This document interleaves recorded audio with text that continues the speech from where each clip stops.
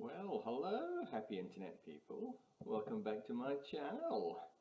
Well, it's been a while. Yeah, it's taken me some time to put this video together. I've actually got some new software which I've been trying to figure out how to use, but hey ho. Still struggling with my channel, but I'll get there in the end. So yeah, this one's obviously about the USBC Senior Masters. One second, having a sip of coffee. Ah, lovely. So what can I say about the 2024 USB Senior Masters? Well, for one, it was pretty epic. That's for sure. Two, it was pretty epic.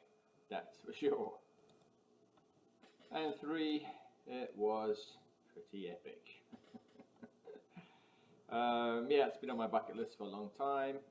Always wanted to play in a major in the USA.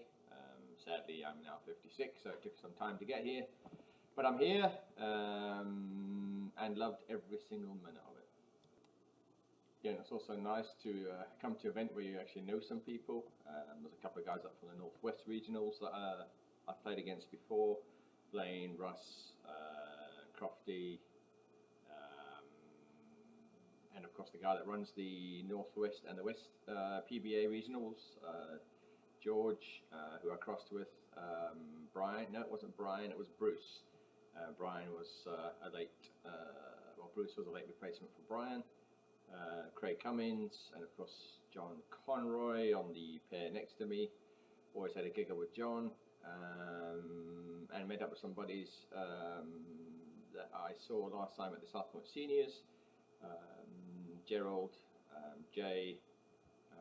So yeah, it wasn't like I was on my own. You know, sometimes going to these events it can be a little bit intimidating just sitting around on your own. But yeah, this time I wasn't on my own, so that was great. So yeah, yeah, I had a great time. Had some meals with Gerald. Spoke to lots of people, met some new people. Enjoyed my time talking rubbish about bowling and the wrongs of the world. Yeah, it was really nice. So thank you everybody for making it a great week, and I look forward to seeing you all again. What else can I say really? Let's see. Okay, so the practice session, the official practice session started on the Monday. I flew out on the Sunday evening. Watched some of the practice sessions before me. I decided that during my practice session I was going to attack it like I would have attacked the fresh, because it was on fresh obviously, like I was going to attack the fresh on the last day, because that's where I was playing on the last day. I had C squad, which would have played fresh as my last block, and I wanted to see roughly how that might transition, so I had some better ideas towards the end of that block if I needed a big score, which invariably I always do because I'm always on a bubble. I wanted to have a better understanding of how those lanes might break down. Obviously they don't always break down the same, but you never know. Anyway, I played pretty well on the fresh during that practice session, and then ran into trouble towards the end and I kind of panicked. So I ran into the pro shop and I just had a quick look around to see what they had. I wanted something with a strong cover and a medium flare, strong cover to get through the heavy oil, and a medium flare to make it controllable once it got through that oil, and I ended up choosing the fantastic Venom Shock. Put some service on it because there was 32 mils of oil out there. That's a 500, 1500 on it. Don't panic, that's not what it looked like when I was finished. It just needed to wipe the dust off. That's what it looks like when it's brand new. So it didn't quite look like that when I was finished, but I had a great shake with it. Shot 80 over with it on the last two games in the fresh, which got me into the cut because I only made the cut by 9 pins. So had I not made this decision, well, I don't know for sure, but I was certainly looking like I wasn't going to make it until I put this ball in my hand the last two games on the fresh on the final day of qualifying. So good decision in the end. And as it goes, there was rumor at that time that I might be joining Motif as a brand ambassador, and I can say that is no longer rumor, it is true. So super excited about that. Thanks to Brett, Scott from Motif for giving me this opportunity, and again thanks to Mark and Kevin for setting things up and opening the door for me to have a chat to Brett and Scott and move things forward for me. So really appreciate that, guys. Really looking forward to this new adventure with Motif. and maybe I'll even start making some ball review videos, although there's millions of them out there. I'll just try and rack my brain to see if I can come up with something slightly different. So yeah, so this will be my video. Coming up next will just be, you know, the usual stuff for me in the bowling alley with my phone out, taking some pictures and some video. I'm still a little bit shy, camera shy, to bring it out during events. Hopefully I'll overcome that hump soon one day. But yeah, I hope you enjoy it. Just me and my life in the Northwest, really. Just documenting it for myself, as I've mentioned before in all the other videos, and hopefully for the fellas back home in Europe, Holland and England, maybe some guys in South Africa even. Maybe you can see what it's like bowling in the Northwest or in the USA, and maybe one day you should come and join me. Anyways, like and subscribe. Coming up will be the rest of the video. Catch you later, fellas. Ciao, bye.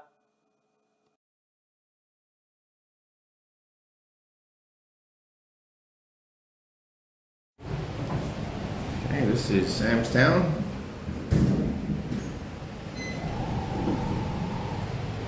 Looks okay from here. Of course, the lifts don't bloody work. Got one lift working on this side of the hotel, one on that side of the hotel. Goodness me. Goodness me.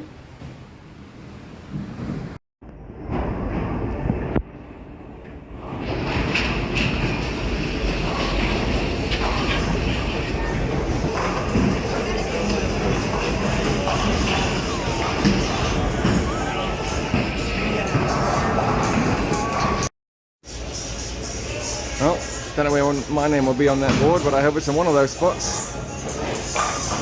Otherwise that means I've not qualified.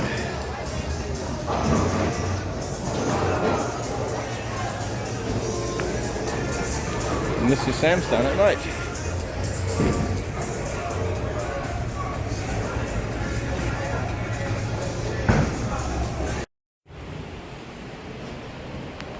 Well, that's the practice session over. It went quite well on fresh. Oh, lifty's not working. These lifts in Sam's Town are kaput.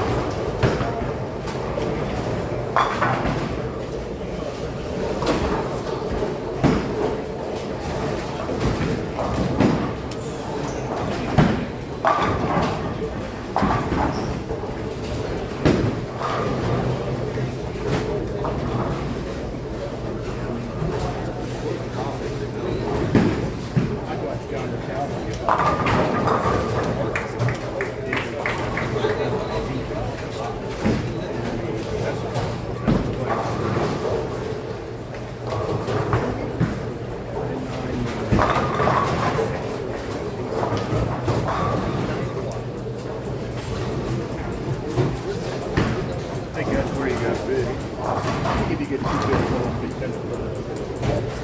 So you just got to find the freedom.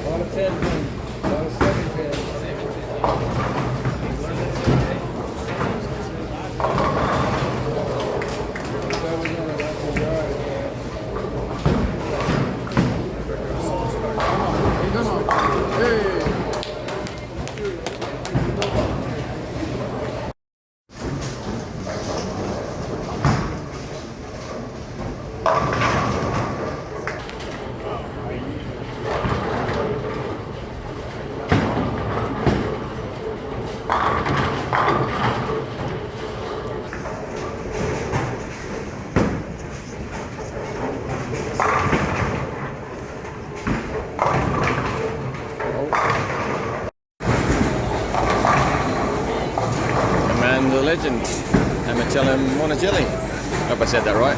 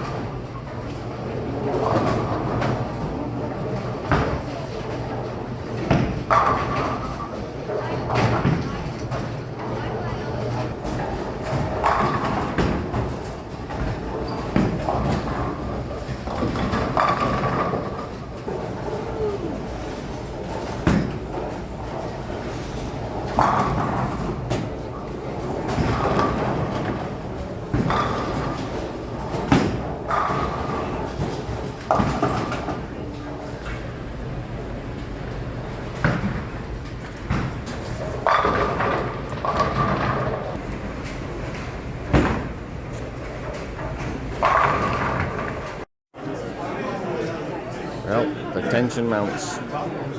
I'm close. Don't know how close. Man, I hate being on the bubble. There is no worse feeling in the world than being on the bubble. Whether you're still bowling or whether you're stopped bowling and waiting for the scores, being on the bubble, man, it sucks. So we're just waiting for these scores to update.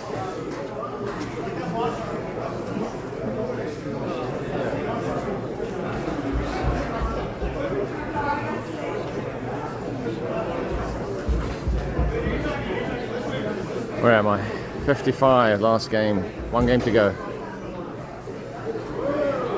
And I saw some big games the last game, so... Uh-oh. Pause it.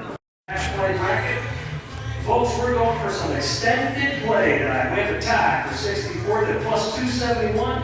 Josh Hale. I'm in! I'm in! I'm in! Yeah. There's my buddy! Good for you. I can't even do it! Josh Hale. Oh. Okay, the next crazy thing to happen is I missed 3 baby splits on the first day. But I managed to pick up 4 of these in the event, which is a bit odd, right? 3 of them were caught on camera, which is coming up now. First one you've just seen. This is the one against Chris Barnes. The match is already over at this point. In fact, this was one of the key moments in the match. Had I struck here, I might have had a different outcome. But yeah, thanks Barnes.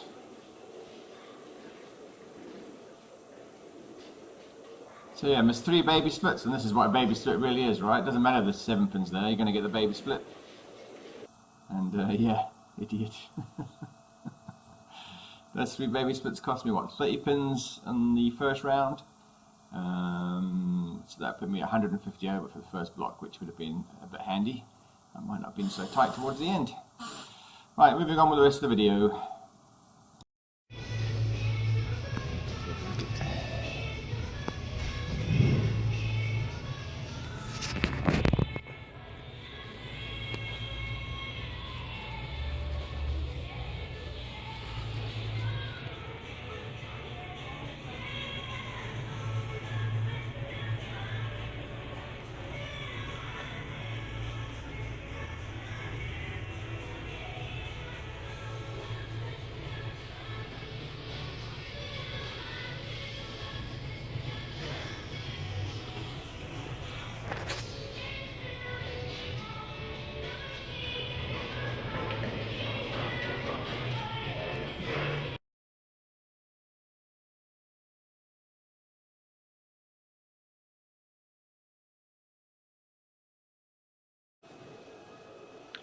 Okay, so I made it to match play.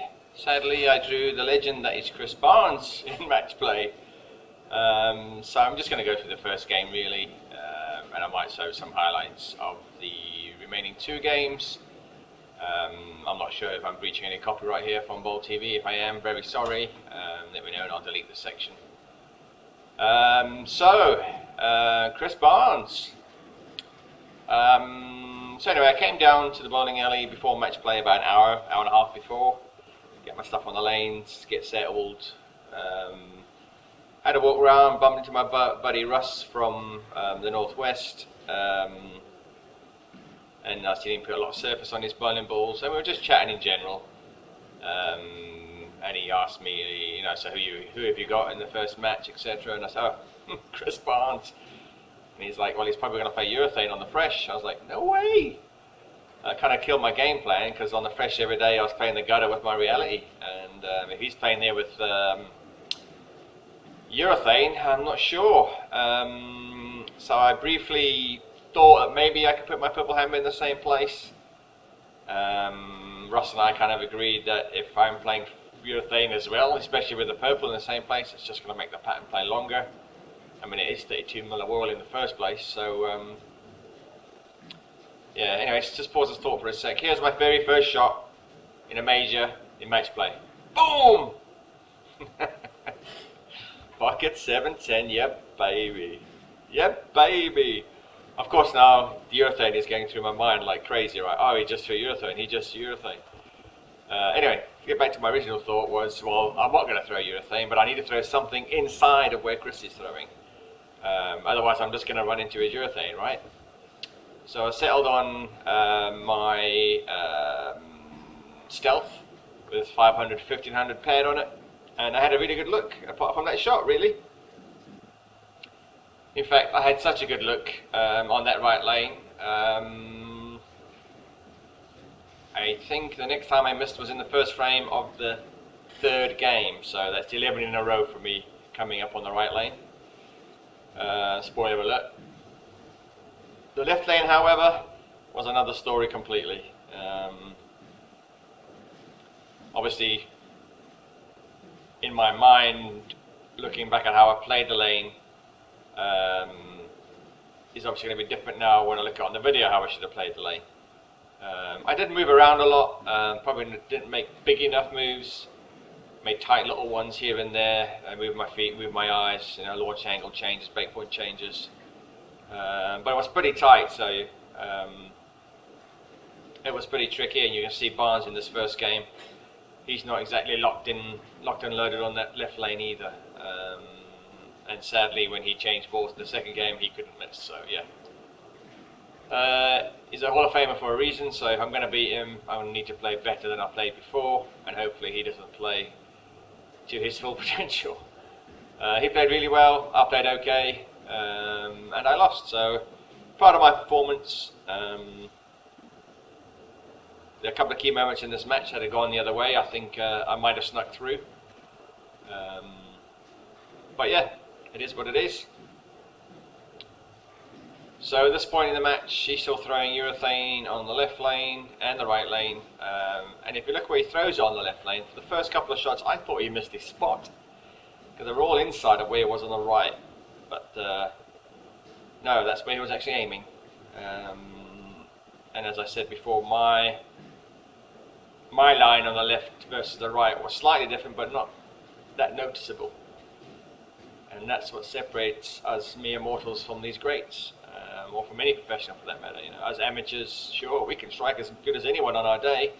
Line me up, put the right ball in my hand. I know, we all know we can strike for fun. But the challenge is in modern bowling is that's not how it works. You need to strike. When you move lanes, you need to understand how the lane transitions, and those who understand it quicker tend to be the guys that win more often than not. Speaking of the guys who understand it quicker, on the left lane is John Janowitz. He's the defending champion, used to work for Kegel. I think he worked for about 20 odd years. No one knows lane transition better than this guy, and that's probably why he's the defending champion. Anyway, going for my second shot on the right lane. Still a bit nervous now. If I can remember thinking, what am I going to do about that pocket 710? In the end, I decided to make a two-board move to the right with my feet. Actually, I remember discussing this with one of my buddies, Jeff, at Tigard. He was talking about Dave Husted, saying there's no point moving one board, just move two. So I thought, bugger it, I'll move two. And bang! Looked good. If I can repeat it yet or not at this point, I didn't know. But yeah, starting to like the right lane. John with a soft temp in there. Of course, I'm the 61st seed versus the number 4 seed. If I miss one more spare, because trust me, I missed many, I might have ended up 64th and played John instead of Chris. Now, things being all equal, obviously the score I got on this pair beat John. Didn't say I was going to beat him on his pair, if you know what I mean. But the mind does wander, and you think, oh well, I shot a 715, John only shot a 680. If I'd drawn him, I might have won. But that's not how it works. You've got to play who's in front of you. And yeah, I got Chris Barnes. In some of the other clips before this video, you noticed that I had a picture of me and Chris, and I'd come downstairs to see the match play brackets on the board, so you have to come downstairs at the same time, and I bumped into him, and I said, "Oh, I've got you." And I said, "I'm hoping to be one of the other South Africans that knocks you out." Because long time ago, you probably don't remember, but in the late 90s, early mid-90s, a friend of mine, Daniel, a little two-hander, knocked you out at the South African Open. He had a giggle, I had a giggle, and yeah. Anyway.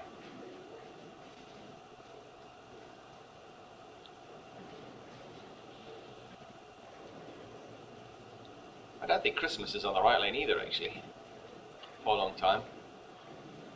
Oh, as I said, that he misses. I'm sure at this point, the way his urethane was shaping, he must have thought the gym was going to be better.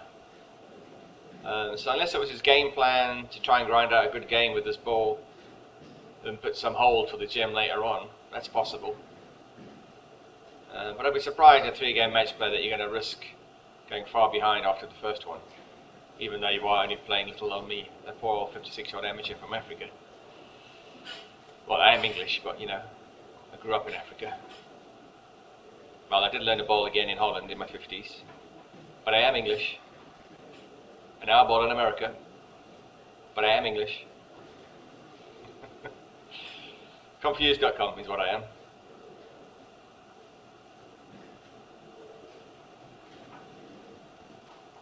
Oh, come on, Chris. So yeah, so he knows now to walk behind him. There's a intercom on one of the pillars.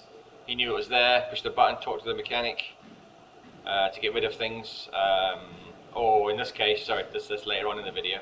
In this case, he's just going to take his own deadwood, which I always find amusing at this level, that the pros need to get rid of their own deadwood. Yeah, in Europe we don't do this at any level, like most levels anyway. Yeah, but anyway, speaking of local knowledge, so yeah, there's an intercom system behind some of the pairs, and you just push a button and someone at the back will fix your problem for you. I didn't know that. Of course, I didn't know how the left side played to the right side. I didn't know that each pair was different to the pair next to it. Each lane was different in the pair. The left lane tended to be different than the right lane across the whole house. I don't think I ever stood in the same place on either pair. So that comes down to knowledge, and obviously I also bought 3 balls that I didn't use. I don't know why I thought I could use a light oil ball on 32 mils of oil on a double burn. You still have to get through those fronts, and it's 32 mils there, so that ball was never going to make the corner. So yeah, I bought 4 balls that I didn't really use. I mean, I did try the purple hammer. I had half a look every now and again, but nothing consistent. So I only ever really used the reality and the stealth. My piranha on the double burn with the Kazi Sheen on it, 500, 3,000, 5,000. Thanks to Kevin from Tiger for putting that on. That had a good look in the double burn. And then of course the Venom Shock. That was a good buy as well. That's the right lane taken care of now. At this point now I'm thinking, oh, I like that right lane. But I don't like the left lane.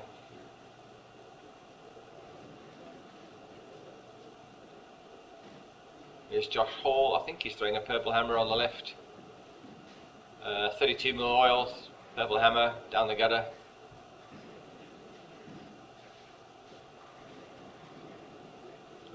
Oh.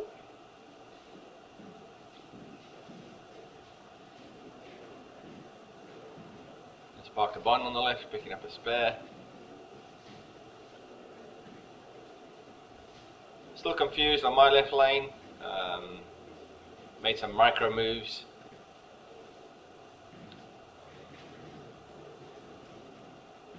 Here I'm looking at my body language here and I'm thinking, yeah, I knew I got away with that one.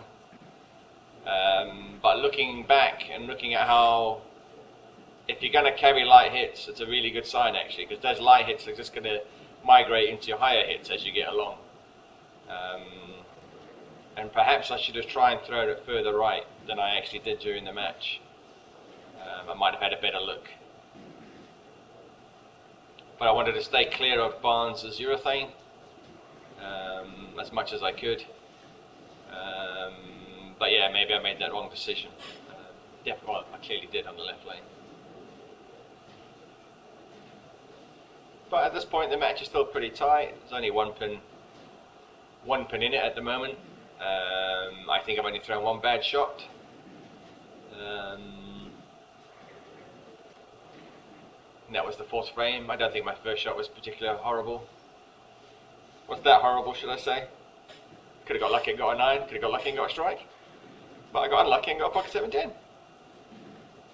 See how much inside that was for Barnes compared to the right lane?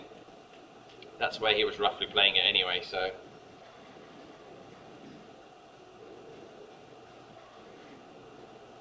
Right, so now I've had a pocket 7-10 and 2 strikes on that right lane.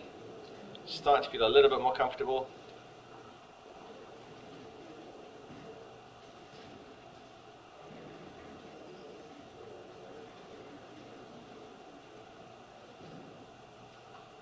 And I gotta say, I do like this double jump rule. So much better than a single or double lane courtesy.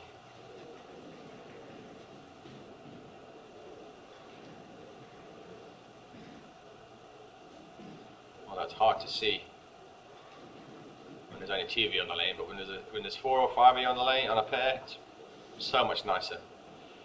And there we go, another strike for me on the right. Now I've just got to hit and hope on the left. Still using the stealth.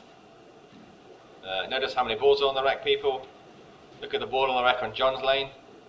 Yeah, remember that time somebody freaked out because I had 3 balls on my rack and I had my towel over here and a ball over there. Yeah, this is how it's done on tour, people. Right, left lane, Cozzy, come on. Split boards, my boy, split boards. That felt good. See, now this is the danger when you're on a tough pair and you have to split boards to get a perfect strike. You kind of say to yourself, well, just split boards the next time. Get the strike again, just repeat that same shot. Get the strike again, throw it better, get the strike again. You know what I mean? So what happens is when you're comfortable on the lane and you don't have to throw it that well, you actually do throw it well. Because you're comfortable, right? Does that make sense? When you're uncomfortable on a lane and you know you have to play it super well, you end up throwing it slightly worse. You know what I mean? So when you've got area, you actually play better. Not because you're missing and you've got area, because you know you don't have to split a board. I hope that makes sense. Anyway, to me it makes sense, because obviously it would, because I said it. I've never had a beer yet. What's going on? Anyway, you know what I mean. The more relaxed you are, the better you play anyway, right? And if one lane's tightening up, you tighten up, is what I'm trying to say. So find yourself some more space. Don't rely on having to split boards all the time. Coaching 101 by Mr. C. Barnes got away with that one. Really light little shuffly thing there. He does this, I've seen him do that quite a lot. You know, wipe his fingers on his shirt. I'm not exactly sure what it means, but I think it just means, I don't know, he's either wiping the crap off or he's just lucky, I don't know. It's amusing either way. Right. At this point, I don't even know what frame I'm in. I'm not kidding, I was so zoned in at this point. I don't think I've thrown the ball better ever since I've lived in the States, these first couple of games.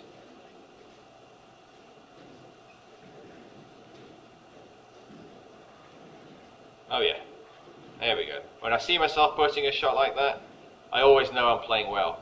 It's when I don't do that. I actually don't do that enough. If I can post a shot like that, I know it's come off my hand well, my timing's good, and it's just a question of having the right ball and standing in the right place, really. Right, I think here I get a bit of luck now on the left lane, just to pay Mr. Barnes back for his little lucky one. Is it this game or the next game? Oh, missed spare there on the left. Yeah, I'm not the only one that does that. Man, this is taking long.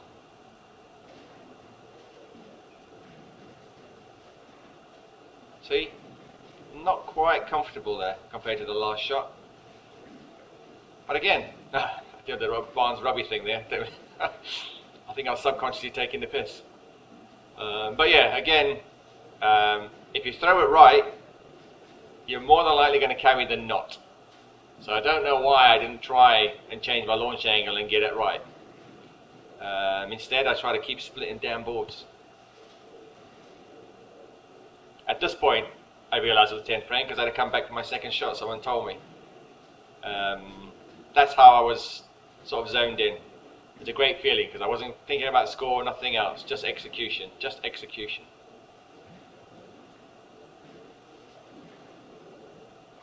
Oh, I thought I threw that well. Even looking at that now, I thought I threw that well, but going through the pins, it did not look good. So yeah, they make up for my pocket 710, I guess. And I go on, what's the score here? 228, yeah. I win the first match. That spoiler alert then, is it? Yeah, it probably is now, because he could have got 259.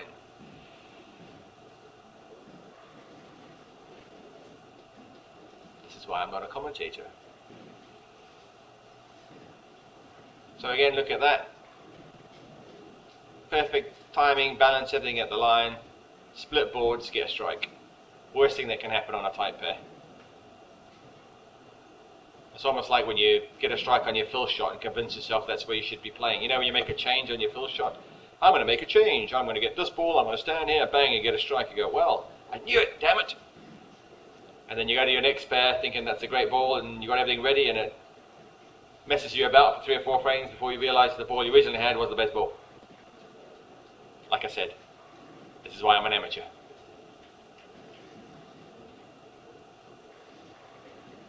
Alright, this game's coming to an end, and yeah, I can't talk. I know I can talk a lot of crap for a long time, but I think it's time I keep quiet and just leave the rest up to Bowl TV. So I'll see if I can't try and pick out some of the highlights in the last 2 games and point out where I thought the match completely swung on its head. Obviously, one of the key factors was that Krista didn't miss in his second game for a 260.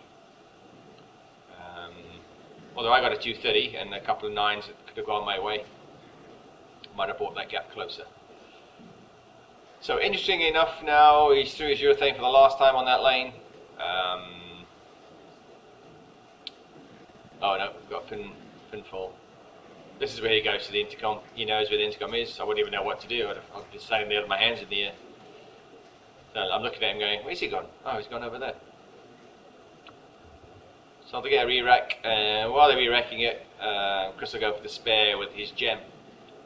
And then use the gem in the next match and shoot a 260. So, yeah. So 248 versus 258 final score for the first game. Obviously I was super happy with that. But still wrecking my brain on that left lane. Obviously I didn't figure it out, even though I shot a 230 the next game. Mainly because I had how many shots on the right lane? 5 plus 2 in the 10. So I had yeah, 7 frames on the right lane, and they were all strikes. So 7 strikes on one lane and only with a 230, you know. Should have figured out that left lane. Anyway, tis what it is. I shall end this clip here and see if I can figure out how to edit highlights from the other 2 games. As I say, I've got this new software I'm trying to figure out. And also this video is getting a bit long, so I shall maybe just leave it here and just say well done Chris, and thank you to everyone who's been watching. If I do add a clip, I'll catch you in that one. If I don't, I'll catch you in my next video, which should be PBA 50 Regional up in Washington, in Spokane, if that's how you pronounce it. Right, thanks again. Actually, that was Chris Barnes telling me off for not writing the scores down. I forgot the person who finishes first has to write down the scores. Anyway, never mind. Thanks everybody, And thanks to all you guys that I met down in Samstown. Had a great time. Hope to catch you all soon. Cheers, bye.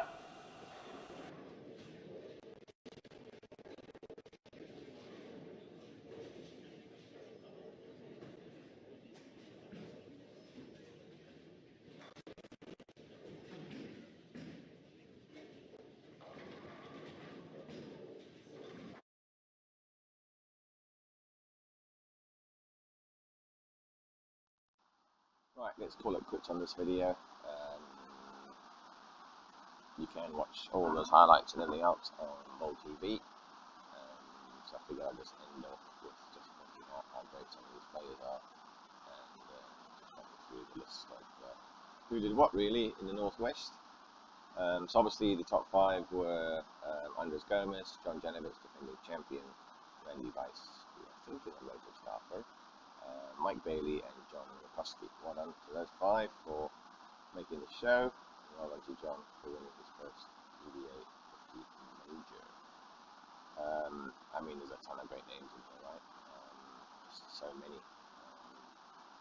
So yeah, to get that far is incredible, really. So who from the Northwest was out here? I know Clay does, well, I think I've seen him in one event, and that was in Lebanon recently. He played well there. Really good player, throws a great ball. I think he owns either bowling alleys or pro shops, I can't remember. The Northwest, there's of course, Blaine. So a great top finish there by Blaine. He's won regional up here. He's won loads of the Northwest Senior Tour events up here. There's in a couple of my videos. Really good player, nice guy.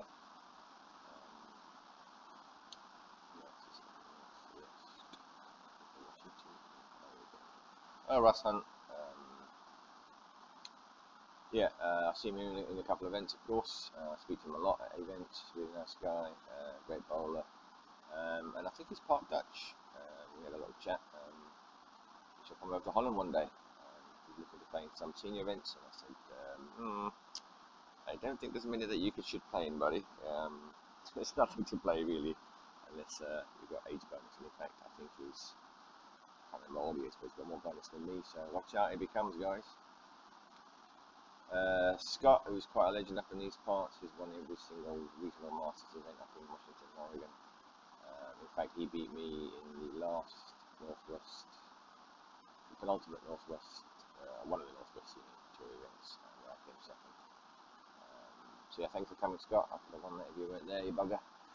But yeah, great bowler, obviously. So yeah, another shout out to another Northwest player who made it. That's from the Northwest. Oh, that'll be me. From Nick Suego and Kevin Croucher. I think he's the owner of the Caveman Bowl in Grants Pass. Oh, of course, George runs the Northwest and West regions for the PBA. He actually works for the PBA and runs those 2 tours. Of course, you know who Ben Enner is with the Northwest. Ronaldo. You guys would have seen him in lots of World Championships over the years. Always a contender. I think he's won medals worldwide. Northwest though. Oh, Steve Clumpkin. He works for Storm. I think he was Team USA. Oh, he didn't make it either. I think these guys, none of these guys made it. Oh, that's right. I think he bowled in Team USA in the 90s. He works for Storm, and if I recall, he actually made the show for the adult Masters, not the seniors, the actual adults. Him, the other guy from Storm, Alex Hoskins, I think they both made a Masters TV show. It might have been before COVID. I don't know exactly when. I think with that was all the Northwest guys. But even here, I mean, some incredible bowlers. I mean, we've got. I think Mitch Beasley used to be track staffer. I think he made videos. I can't remember. The name rings a bell. Good players all around, really, aren't they? David, I is Arizona. I have seen him in the Northwest Regional, which one was that? That was Caveman Bowl. So I've seen him around.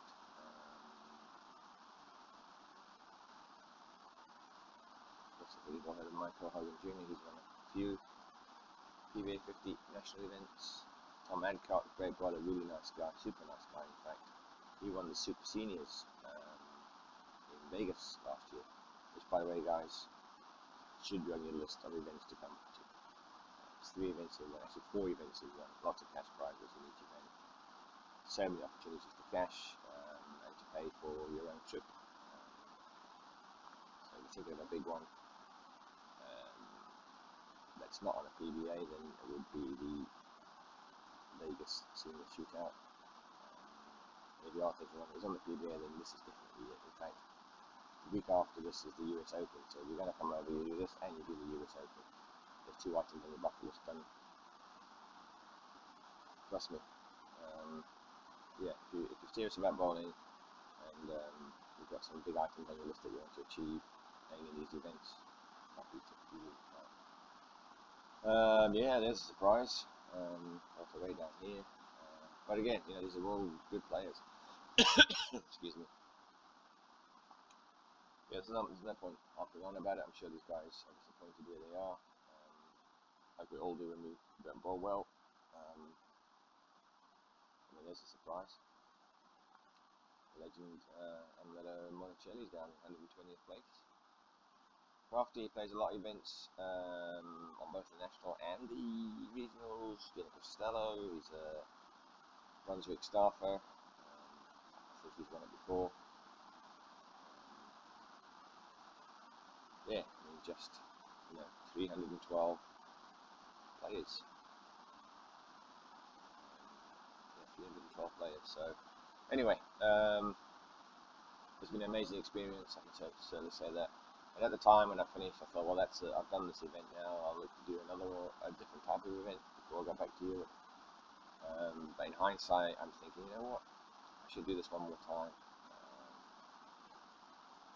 I'm not saying I'm going to do any better. I'm just saying that perhaps with a little bit of knowledge about how the centre plays, what type of balls I need to take, I might make better decisions. And if I'm executing well, who knows? So yeah, I shall re-enter this for next year. If any of you are coming over, let me know. Samtown's not great, by the way. It's quite an old place now. The hotel itself and the casino, but you know, it's better than what you have in Europe. So get over here, guys, is what I'm trying to tell you. Anyway, that's my video. It's been too long already. Hopefully you watch it. But yeah, thanks. If you have watched and got this far, thank you so much for watching it. And yeah, hit the like and subscribe button, or whatever you're meant to do on these things. And I shall see you in the next one, which I believe will be in a couple of weeks. I shall be playing PBA 50 Regional up in Washington State in a place called Spokane. So yeah, catch you then, guys. Have a good one. Bye.